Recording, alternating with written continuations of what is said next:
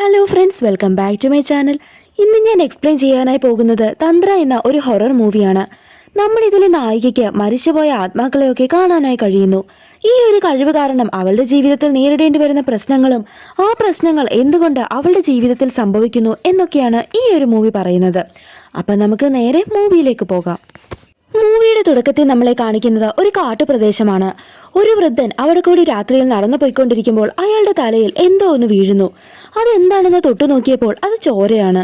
ഇതെങ്ങനെ ചോര വന്നു എന്ന് വിചാരിച്ച് മുകളിലേക്ക് നോക്കിയപ്പോൾ ഒരു പെൺകുട്ടി എന്തോ ഒരു ജീവിയെ കടിച്ചു നിന്നുകൊണ്ടിരിക്കുകയാണ്. ഇത് കണ്ട് പേടിച്ച് അയാൾ അവിടെ നിന്ന് ഓടിപ്പോവാണ്. അങ്ങനെ ആ സീൻ അവിടെ കട്ടായി നമ്മുടെ ഇതിലെ നായികയായിട്ടുള്ള ശ്രീദേവിയെ കാണിക്കുകയാണ്. അവളാകട്ടെ അവളുടെ വീട്ടിലെ ബാത്റൂം തുറക്കുമ്പോഴേക്കും അവിടെ അവളൊരു ആത്മാവിനെ കാണാണ്. ആ സമയം അവളുടെ മുത്തശ്ശി അവിടേക്ക് വരുന്നു. എന്നാൽ ആ മുത്തശ്ശിക്ക് അവിടെ ആരെയും കാണാനായി സാധിക്കുന്നില്ല. അങ്ങനെ നമ്മുടെ നായിക അവളുടെ ഫ്രണ്ട്സിന്റെ ഒപ്പം കോളേജിലേക്ക് പോവാനായി പോവാണ്. ദേ, ഇവനാണ് നമ്മുടെ ഇതിലെ നായകൻ. അവന്റെ പേര് കാർത്തിക്. അങ്ങനെ അവൾ നടന്നു പോയിക്കൊണ്ടിരിക്കുമ്പോൾ മരത്തിൽ ഒരാൾ കെട്ടി തൂങ്ങി നിൽക്കുന്നത് നമ്മുടെ നായിക കാണുകയാണ്. ഇത് കണ്ട് അവൾ നോക്കി നിൽക്കുമ്പോൾ അവളുടെ ഫ്രണ്ട്സ് അവളോട് ചോദിക്കുന്നുണ്ട്, നീ എന്താണ് നോക്കുന്നതെന്ന്. അവൾ ഒന്നുമില്ല എന്ന് പറഞ്ഞ് അവരുടെ കൂടെ പോവാണ്. അങ്ങനെ അന്നേ ദിവസം വൈകുന്നേരം ക്ലാസ് ഒക്കെ കഴിഞ്ഞ് കാർത്തിക് അവന്റെ അങ്കിളിന്റെ അടുത്തേക്ക് ചെല്ലുകയാണ്. അവന്റെ അങ്കിളിന് ഈ മന്ത്രവാദത്തിലൊക്കെ നല്ല വശമുണ്ട്. അങ്ങനെ ആ സീൻ അവിടെ കട്ടായി അന്നേ ദിവസം രാത്രിയിൽ നായികയുടെ വീടാണ് കാണിക്കുന്നത്. അവളുടെ അടുത്തേക്ക് ഒരു ആത്മാവ് വരുന്നതായിട്ട് അവൾക്ക് ഫീൽ ചെയ്യുന്നു. അങ്ങനെ ഈ ഒരു പ്രശ്നങ്ങളെല്ലാം ഉള്ളതുകൊണ്ട് അടുത്ത ദിവസം അവൾ ഒരു ബാബയുടെ അടുത്തേക്ക് പോവാണ്. അങ്ങനെ അവൾക്ക് ഈ സംഭവിച്ചുകൊണ്ടിരിക്കുന്ന കാര്യങ്ങളൊക്കെ അയാളോട് തുറന്നു പറയുന്നു. എന്തുകൊണ്ടാണ് എനിക്ക് മാത്രം ഇങ്ങനെ സംഭവിക്കുന്നത് എന്നും അവൾ അയാളോട് ചോദിക്കുന്നുണ്ട്. അയാൾ ആ സമയം നായികയോട് എന്തോ ഒന്ന് പറയുന്നുണ്ട്. അതിനുശേഷം എന്തൊക്കെയോ മന്ത്രങ്ങളൊക്കെ ചൊല്ലി അവളെ അവിടെ നിന്ന് വിടുകയാണ്. അങ്ങനെ അന്നേ ദിവസം രാത്രിയിൽ നമ്മുടെ നായിക കിടന്നുറങ്ങുന്ന സമയം എനിക്ക് രക്തം താ എന്ന് ആരോ ഒരാൾ പറയുന്നത് നായിക കേൾക്കുന്നു. ഇത് കേൾക്കുന്ന ഉടനെ നമ്മുടെ നായിക എഴുന്നേറ്റ് അവളുടെ കാല് മുറിച്ച് രക്തമെടുത്ത് അത് ജനലിന്റെ അവിടെ വെക്കുകയാണ്. പിറ്റേ ദിവസം നോക്കുമ്പോൾ ആ രക്തം ഗ്ലാസ്സിലില്ല, അത് ആരോ കുടിച്ചിരിക്കുകയാണ്.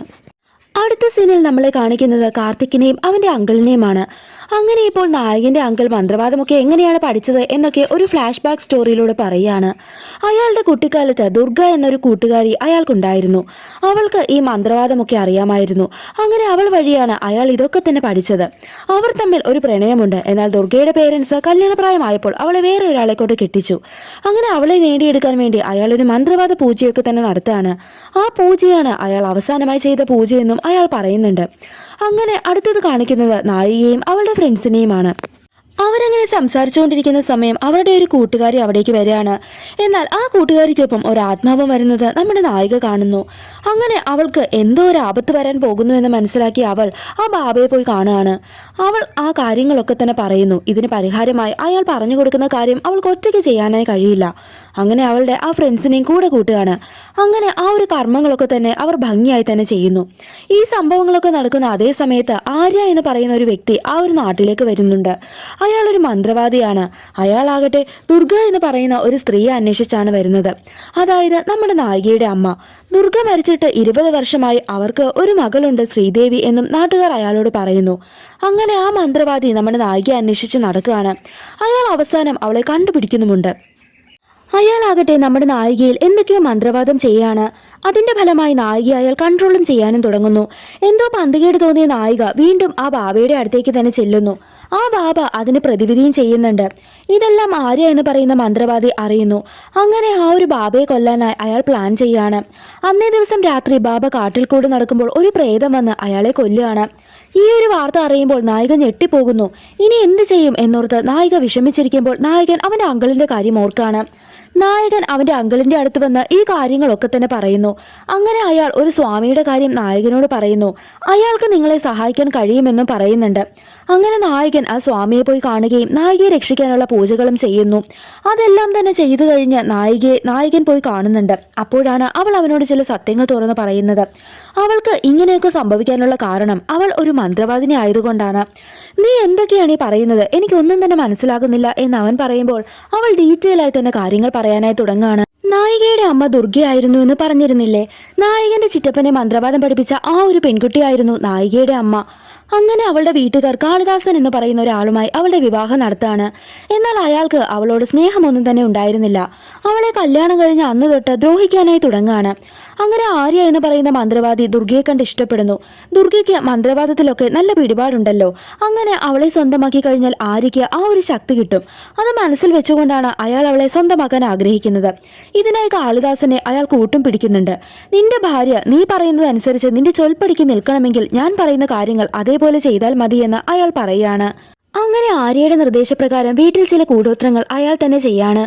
അയാൾ ഇപ്പോൾ ഈ കാര്യം ചെയ്തതുകൊണ്ട് തന്നെ ദുർഗ ഇപ്പോൾ ആര്യയുടെ അടിമയാവാണ്. അങ്ങനെ ദുർഗയുടെ ശക്തി മുഴുവൻ ആര്യ എന്ന് പറയുന്ന ആ ഒരു മന്ത്രവാദിക്ക് കിട്ടുന്നു. എന്നാൽ എന്തോ ഒരു മിസ്റ്റേക്ക് പറ്റിയത് കൊണ്ട് തന്നെ ആ ശക്തികളൊക്കെ തന്നെ പോവാൻ തുടങ്ങും. അങ്ങനെ ഇപ്പോൾ ദുർഗയ്ക്ക് അവളെ ആരോ കൺട്രോൾ ചെയ്യുന്നത് പോലെ തോന്നുകയാണ്. അവൾ ആ സമയം തന്നെ ഗർഭിണിയുമാവുന്നു. ആ ഒരു കുഞ്ഞിനെ പ്രസവിച്ചതിന് ശേഷം അവൾ മരിക്കുകയും ചെയ്യാണ്. അതുകൊണ്ടാണ് നായികയ്ക്ക് ഈ ഒരു പവർ കിട്ടിയത്. വേറൊരു കാര്യം കൂടി നായിക ഇപ്പോൾ നായകനോട് പറയുന്നുണ്ട്. ആത്മാക്കളെ കൺട്രോൾ ചെയ്ത ആ ഒരു ബാബയെ കൊല്ലിച്ചത് നായികയായിരുന്നു. ആ ബാബ ഒരു വൃത്തികെട്ടവനായതുകൊണ്ടാണ് അവൾ അങ്ങനെ ചെയ്തത്. നായികയുടെ അമ്മയെ പോലെ ഇപ്പോൾ നായികയ്ക്കും ചില പവേഴ്സ് ഒക്കെ ഉണ്ട്. പിന്നെ പൗർണമി ദിവസം അവൾക്ക് രക്തം കുടിക്കണം. സിനിമയുടെ തുടക്കത്തിൽ ഒരു വൃദ്ധൻ ഒരു പെൺകുട്ടി ഒരു മൃഗത്തിനെ കടിച്ചു തിന്നുന്നത് കണ്ടിരുന്നില്ലേ? അത് നായികയായിരുന്നു. അങ്ങനെ അവൾ പിന്നീട് ഒരു തീരുമാനമെടുത്തു, ഇനി ജന്തുക്കളെ ഒന്നും ദ്രോഹിക്കില്ല. അങ്ങനെയാണ് അവൾ എല്ലാ പൗർണമിയിലും അവളുടെ രക്തം കുടിക്കാനായി തുടങ്ങിയത്. ഇതൊക്കെ കേൾക്കുന്ന നായകൻ സ്റ്റക്കായി തന്നെ ഇരിക്കുകയാണ്. അങ്ങനെ ഇപ്പോൾ ആര്യ നായികയെ അയാളുടെ വഴിക്ക് കൊണ്ടുവരാൻ മറ്റൊരു കളി കളിക്കുന്നു. ആ നാട്ടിലെ കുട്ടികൾക്കൊക്കെ മന്ത്രവാദം ചെയ്ത് എന്തൊക്കെയോ രോഗങ്ങൾ വരുത്തി വെക്കുകയാണ്. അതിനുശേഷം ആ നാട്ടുകാരോടായി അയാൾ പറയുന്നു, ആ മന്ത്രവാദിനിയായ ദുർഗയുടെ മകൾ കാരണമാണ് ഈ നാട്ടിൽ ഇങ്ങനെയൊക്കെ സംഭവിക്കുന്നത്. അത് മാറണമെങ്കിൽ അവളെ പിടിച്ചുകെട്ടി ഒരു പൂജ ചെയ്യണം. നാട്ടുകാരെ പറഞ്ഞ് തെറ്റിദ്ധരിപ്പിച്ച് അവരുടെ സഹായത്തോടെ നായികയെ പിടിച്ചു കെട്ടുകയാണ്. അങ്ങനെ ഇപ്പോൾ ഇത് മനസ്സിലാക്കിയ നായകൻ ഇടയ്ക്ക് കയറി ആ ഒരു പൂജ മുടക്കുന്നു. നായിക ആ ഒരു മന്ത്രവാദിയുടെ ബന്ധനത്തിൽ നിന്ന് രക്ഷപ്പെട്ടത് കൊണ്ട് തന്നെ കുറെ ആത്മാക്കളെ വിളിച്ചു വരുത്തി അവരെ കൺട്രോൾ ചെയ്ത് നായിക ആ ഒരു മന്ത്രവാദിയെ കൊല്ലുകയാണ്. അങ്ങനെ ഇപ്പോൾ പ്രശ്നങ്ങളെല്ലാം ഒഴിവായി നായകനും നായികയും ഒരുമിച്ച് ജീവിക്കുന്നത് കാണിച്ചുകൊണ്ട് ഈ ഒരു സിനിമ ഇവിടെ അവസാനിക്കുകയാണ്.